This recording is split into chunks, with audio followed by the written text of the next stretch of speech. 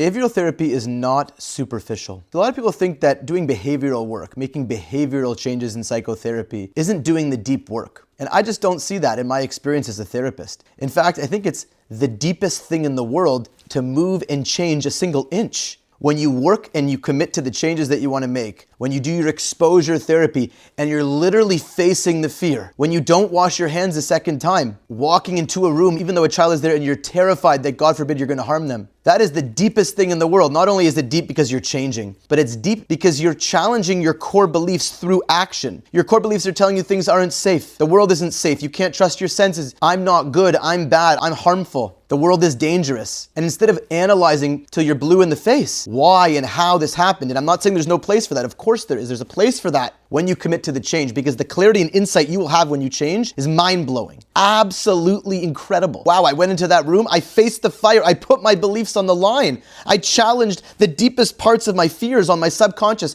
unconscious, and conscious level. How could you get any deeper than that? Because it's entering into the fire and facing your fears and your deepest fears through your behaviors. Decision of courage. So behavioral therapy is deep, and the insight you have after you do it and what you learn about yourself and establish safety in the world is deeper than any analysis without action.